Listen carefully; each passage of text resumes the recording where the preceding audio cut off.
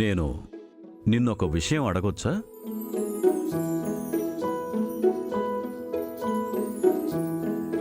నిధి గురించి నీ అభిప్రాయం ఏంటి? తనని చూస్తే నీకేమనిపిస్తుంది? నాన్న, తను చాలా మంచి మనసున్న అమ్మాయి. అంతేనా? తను నీతో ఉన్నప్పుడు నువ్వెలా ఉంటావో చూశాను. తన కోసం నువ్వెలా మాట్లాడతావో కూడా విన్నాను. చిన్నప్పటి నుండి నేను నిన్ను తిట్టినా కూడా తెల్లారిన దగ్గర నుండి నిన్ను చూస్తూనే ఉన్నాను. కానీ నేను చూసిన కర్ణలో మార్పు వచ్చిందే నిధి వల్ల. ఇది నీకు అవును అని అనిపించట్లేదా? నీ మనసును అర్థం చేసుకోవడంలో నేను చాలాసార్లు ఓడిపోయాను. కానీ ఈసారి ఆ మనసులో నాకు నిధి కనిపిస్తోంది. నేను మాట్లాడింది కరెక్టేనా? నాన్న, మీరు అంటున్నది నిజం. కానీ కానీ నేను నిధిని ఇష్టపడుతున్నాను. నేను తనని ప్రేమిస్తున్నది నిజం.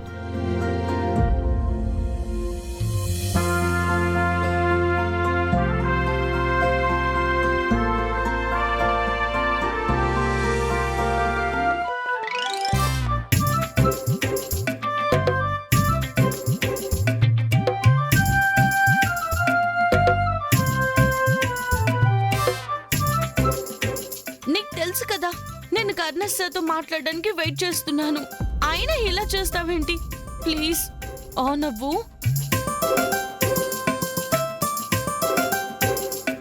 ఛా, కాల్ చేద్దామంటే హ్యాండ్ ఇచ్చావు నువ్వు. పాపం కర్ణ సార్, ఆయన తప్పే లేకుండా అక్కతో ఊరికే తిట్లు తిన్నారు. ఇప్పుడు నేను ఆయనకి ఫోన్ చేసి మాట్లాడకపోతే తప్పవుతుంది. ప్లీజ్ ఆన్ అవ్వు. Please please please please please.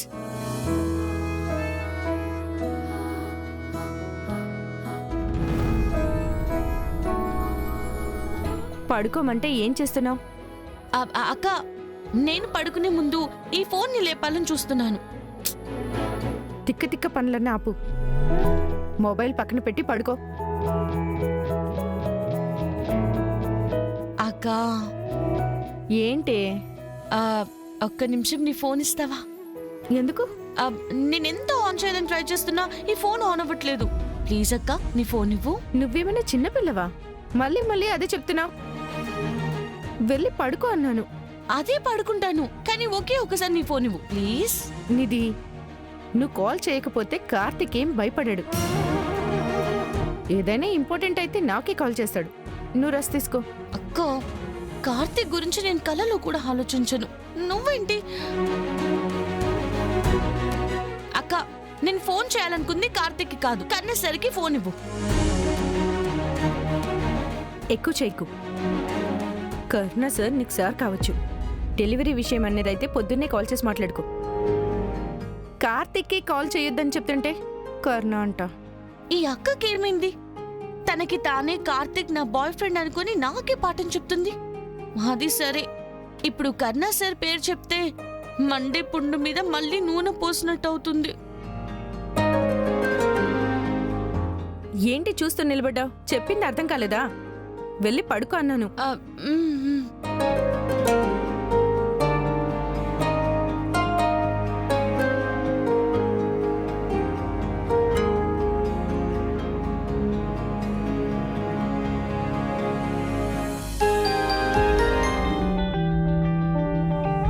కర్ణ, నువ్వన్నది నిజమా?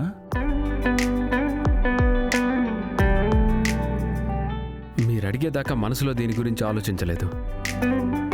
నాకే తెలియకుండా తన మీద ప్రేమ కలిగింది. తెలియకుండా పుట్టేదే ప్రేమ, తెలిసి పుట్టేది ద్వేషం. శుభవార్తే చెప్పావు.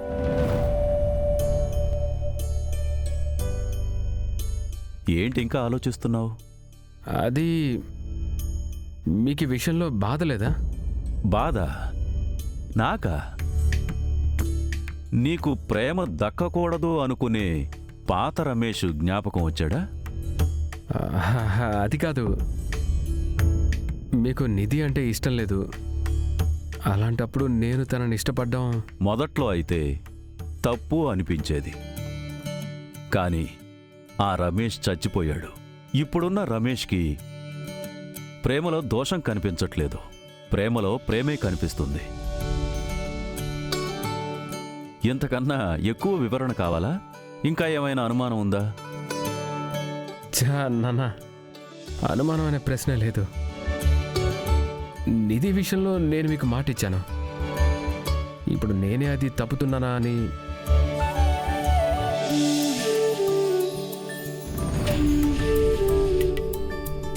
కానీ నీకీరోజు నేను మాటిస్తున్నాను. నీకు మన నిధికి ఉన్న ప్రేమని నేను ఒప్పుకుంటున్నాను. స్వతహాగా నా వల్ల మీకు ఎలాంటి ఇబ్బంది రాదు. మీరిద్దరూ ఒక్కటవుతారు, ఒక్కటవ్వాలి, అంతే.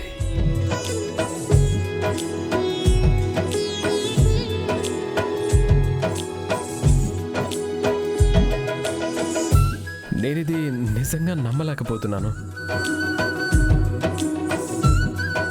నువ్వు నిధి పెళ్లి చేసుకుంటారు కదా, అప్పుడన్నీ అర్థమవుతాయి. ముందు తన అక్క నిత్య పెళ్లి జరగాలి. ఆ మరుసటి రోజునే నీకు నిధికి పెళ్లి ప్రస్తావన నేనే ముందు నిలబడి మాట్లాడతాను. నీకు సంతోషమేనా?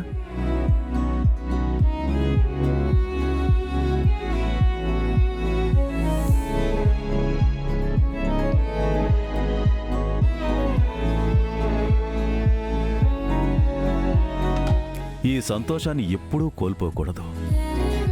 ఎవ్వరి కోసమో కూడా వదులుకోకు.